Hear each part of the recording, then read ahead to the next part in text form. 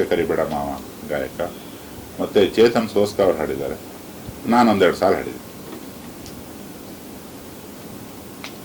ಚೇತನ್ ಹಾಡ್ತೀನಿ ಅಂದ, ಬೇಡ ಕಣಲ್ಲಿ ಹೆಂಗಿದ್ರು ಚೇತನ್ ಸೋಸ್ಕ ಅಂತಿದೆ, ನಾನು ನೀನೇ ಅನ್ಕೊಂಡ್ಬಿಡ್ತಾರೆ ಬಿಡು ಅಂತ. ನಿಮ್ಮ ಟೂರ್ನಮೆಂಟ್ ಯಾವಾಗ ಇರ್ತದೆ? ಇಲ್ಲಿ KCC ಅದು ಇದು ಹಾಡ್ಬೇಕು, ಭಟ್ರು ಅಲ್ಲೆಲ್ಲೂ ಕಾಣಲ್ಲ, ನೋಡಿದ್ರೆ ಹಾಡು ಬರೀತಾ ಇರ್ತಾರೆ. ತಕ್ಕ ಮಟ್ಟಿಗೆ ಆಡ್ಬೋಲ್ವಿ, ಬಟ್ ಇವ್ರ ಹಂಗೆ ದಿನ ಜಿಮ್ ಮಾಡಿದ್ರೆ ನಾವು ಆಡ್ಬೋದಪ್ಪ. ನಾವು ಎಲ್ಲಿ ಅವರು ಬರಲ್ಲ. ಇವನು ಆಡ್ತಾನೆ, ಕ್ರಿಕೆಟ್ ಆಡ್ತೀವಿ ಅಲ್ಲ, ಆಡಲ್ಲ, ಬಟ್ ಸಿಕ್ಕಾಪಟ್ಟೆ ಇಷ್ಟ ನೋಡಿ. ಕ್ರಿಕೆಟ್ ಎಲ್ಲಿ ನಮ್ಮ ಶೂಟಿಂಗಲ್ಲಿ ಒಂದು ಸ್ವಲ್ಪ ಬ್ರೇಕ್ ಇದ್ದಾಗ ಆಡ್ತಾ ಇದ್ವಿ.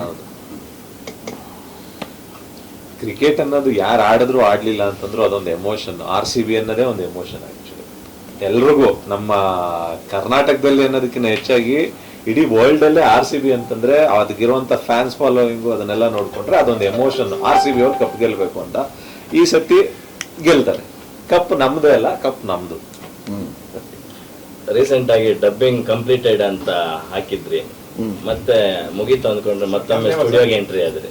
ಅದೇ ಆಡೋಕ್ಕೆ ಬ್ರೋ, ಆಡೋಕ್ಕೆ ಅಂತಲೇ ಇಲ್ಲೇ ಮಾರ್ಟಿನ್ ಡಬ್ಬಿಂಗ್ ಕಂಪ್ಲೀಟೆಡ್ ಅಂತ ಹಾಕಿದ್ದೆ. ಅಫ್ಕೋರ್ಸ್ ಕಂಪ್ಲೀಟ್ ಆಗಿದೆ. ಇವತ್ತು ಮತ್ತೆ ಇಲ್ಲಿ ಬರೋದಕ್ಕೆ ಕಾರಣ, ನೀವೆಲ್ಲರೂ ಸೇರಿರೋದಕ್ಕೆ ಕಾರಣ ಇವರ ಲಿರಿಕ್ಸು, ಇವ್ರ ವಿಷನ್ಗೆ ನಾವೆಲ್ಲರೂ ಸೇರಿದ್ವಿ.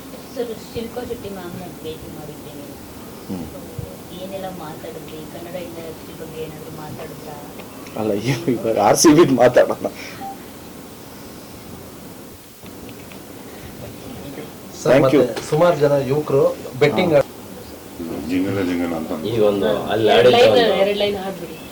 ಜಿಂಗಲ ಜಿಂಗಲ ಜಿಂಗಲ ಜೈ RCB. ಅಲ್ಲ, ಇದು ಒಂದೂರು ಕೇಳಿ ಚೆನ್ನಾಗಿ ಆಡಿದೀನಿ ಅಂತ RCB ಹೇಳ್ತೀವಿ. ನೀನು ಹೇಳ RCB. ಜಿಂಗಲ ಜಿಂಗಲ ಜಿಂಗಲ ಜೈ RCB. Thank you so much ಎಲ್ರಿಗೂ. ಜೈ Anjaneya. Thank you so much. ಹಾಡು ಕೇಳಿ ಹಾರೈಸಿ. Thank you so much.